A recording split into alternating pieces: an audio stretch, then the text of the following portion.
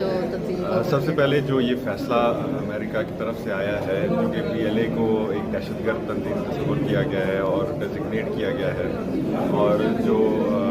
دہشت گردی انسیڈنٹس تھے وہ بھی اس میں ڈیٹیل کے ساتھ لیبل کیے گئے، تو میں سمجھتا ہوں یہ ایک خوشائن خبر ہے اور اس کا کریڈٹ ہمارے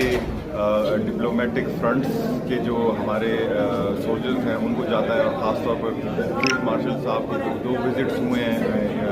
امریکہ میں وہ ان کے سروں پہ یہ پکڑی جاتا ہے، اور میں سمجھتا ہوں کہ یہ جو جنگ ہے یہ صرف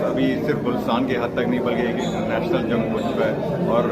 ہم تو پہلے دن سے کہتے آئے کہ جو PLA ہے یہ ایک نہ ہی بلوچ قوت ہے نہ ہی کچھ، یہ صرف دہشت گرد ہے، تو آج امریکہ نے بھی اسے دہشت گرد تنظیم ہی ڈکلیئر کی ہے، تو لہٰذا ہمارے اپنوں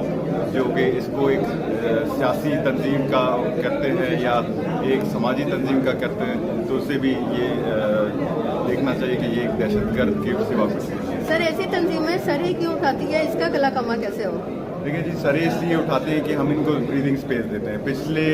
5 سال سے آپ دیکھیں انہیں بریدنگ سپیس ملا ہے اپیزمنٹ پالیسی کی تحت، اور یہ جو اپیزمنٹ پالیسی کی شکل میں کچھ پالیسیز نافذ ہوئی تھی نیشنل ایکشن پلان سے ہٹ کر، تو اسی لیے انہوں نے بریدنگ سپیس لی ہے، اور میں سمجھتا ہوں کہ اگر ابھی بھی ہم نیشنل ایکشن پلان 2.0 یا نیشنل ایکشن پلان جو کہ اوریجنل ہے 14 اس کے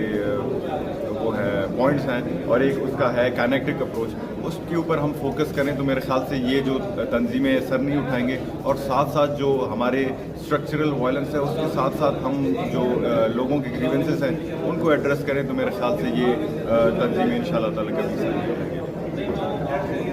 بہت شکریہ، جزاک اللہ۔